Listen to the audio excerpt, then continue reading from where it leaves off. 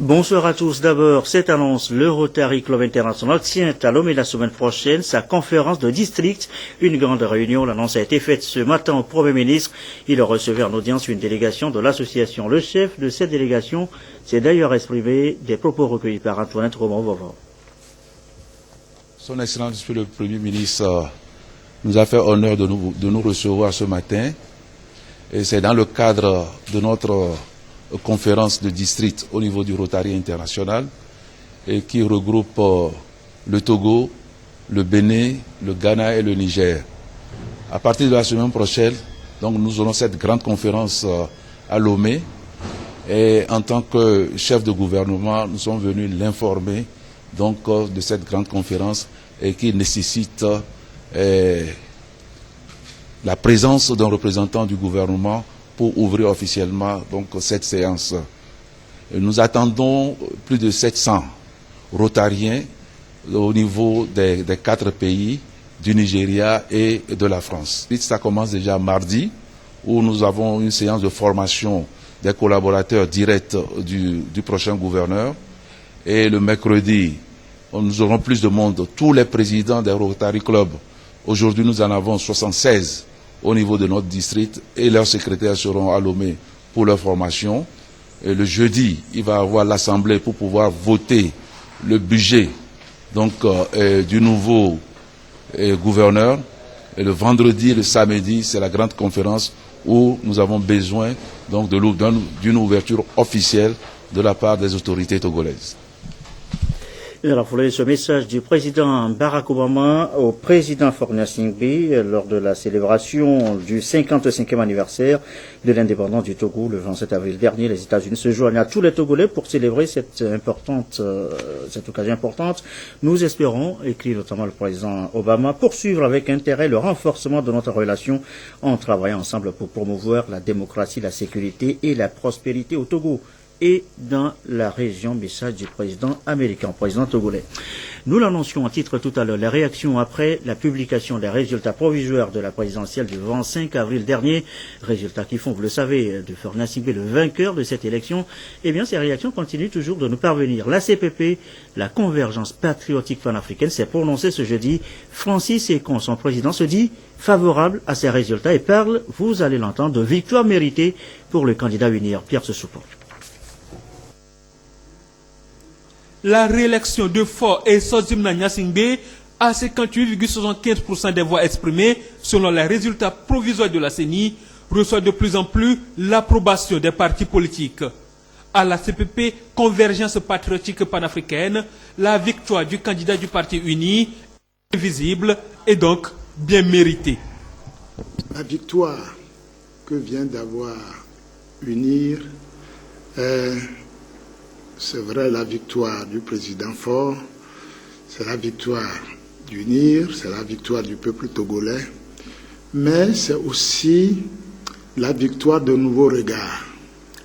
La victoire de Nouveau Regard parce que Nouveau Regard est convaincu que nous devons lutter contre le syndrome de ce que nous appelons le syndrome de la conférence nationale souveraine, qui fait que certains Togolais sont classés bons, suivant qu'ils sont de l'opposition radicale, ou mauvais s'ils sont du pouvoir ou proches du pouvoir, ou inversement. Ce syndrome vient d'être battu en brèche puisque des opposants ont soutenu le président Faure dans son élection. Donc, nous sommes en droit aujourd'hui de demander à notre peuple de faire en sorte que ce syndrome soit battu en brèche afin que le vivre ensemble des Togolais puisse prendre le pas sur la méfiance généralisée. Je félicite tous ceux qui, de près ou de loin, ont contribué à cette élection qui est une élection pacifique, transparente et qui ne souffre d'aucun doute. Bien entendu, avant-hier, à la proclamation des résultats, et hier, il y a eu quelques soubresauts, mais nous devons dire qu'en réalité, le 26 au soir, aucun chef de parti ne peut prétendre ignorer les résultats des grandes tendances. Les grandes tendances étaient connues. Nous savions déjà le dimanche matin que le président Faure était autour de 59% de suffrages exprimés, que le candidat du CAP 2015 était autour de 35%, 35-36%, et que le professeur Goguet était autour de 4%. En tout état de cause, les défis sont devant nous. Ils sont nombreux.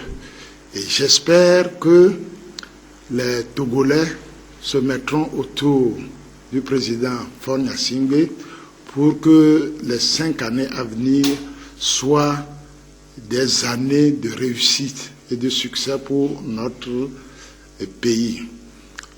Le président Faure devra être le président de tous les Togolais, qu'ils soient de l'opposition ou du NIR ou du pouvoir, et nous voulons que la bonne foi des uns et des autres permette de mettre fin aux turbulences que nous voyons en ce moment qui tournent autour de la proclamation des résultats. Selon Francis Ekon, c'est un nouveau regard qu'il faut donc porter sur le nouveau quinquennat du chef de l'État. Pour lui, Faure Esozimna Gnassingbé reste l'homme de la situation, eu égard à tout ce qu'il a entrepris en termes du développement du pays. De son côté, Gabriel Vincent Guillaume-Kodjo, le président de Obu, voit en l'échec de l'opposition son manque d'unité. L'ancien Premier ministre appelle le président élu à prendre la mesure des responsabilités qu'il attendent à la réaction contenue dans ce document de Aimé Abalo. Un rendez-vous manqué avec l'histoire. C'est en ces termes que le leader du parti Obu exprime sa déception face au score enregistré par l'opposition togolaise à la présidentielle du 25 avril. Une déception qui en fait n'est pas une surprise, selon Guillaume Kodjo, qui évoque les raisons suivantes. Obu se réjouit de la victoire provisoire du président sortant. Obu a, de façon constante, attiré l'attention de l'ensemble de l'opposition togolaise que si nous voulons réaliser la tendance en 2015, il était nécessaire que nous ayons un programme commun et un candidat unique. Nous avons tout fait, nous n'avons pas réussi. La deuxième chose, c'est que le message de l'opposition n'était pas lisible. Pas de réforme, pas d'élection. Mais les réformes n'ont pas eu lieu. On s'est engagé. On s'est engagé en rang dispersé. Autre élément également qui a défavorisé l'opposition, c'est qu'en fait, au sein même de cette opposition togolaise, certains leaders ont appelé au boycott. Pour l'ancien Premier ministre, le vin est tiré, l'alternance sera pour une prochaine fois. Il en appelle au renouvellement de la classe politique de l'opposition. Depuis 1990 jusqu'en 2015, l'opposition togolaise n'a pas changé de posture. C'est le même paradigme qui a gouverné sa démarche. Je crois qu'il est temps que nous puissions changer cela. J'en appelle également donc aux jeunes Togolais qui s'intéressent à la politique de s'investir parce que la classe politique togolaise a besoin d'être renouvelée. Le président national de Obu estime que le Togo doit se remettre au travail une fois la page de l'élection tournée. Et pour ce faire, il interpelle le vainqueur potentiel du scrutin. Le destin a voulu que vous soyez à la tête de ce pays pour les 5 prochaines années, si la Cour constitutionnelle vous confirme dans ces missions. Le quinquennat qui s'est passé, vous avez démontré que par la volonté, par le courage, on peut transformer donc l'avenir de ce pays. Je souhaite que le prochain quinquennat, donc avec beaucoup plus d'engagement, l'image du Togo à l'extérieur s'est redressée.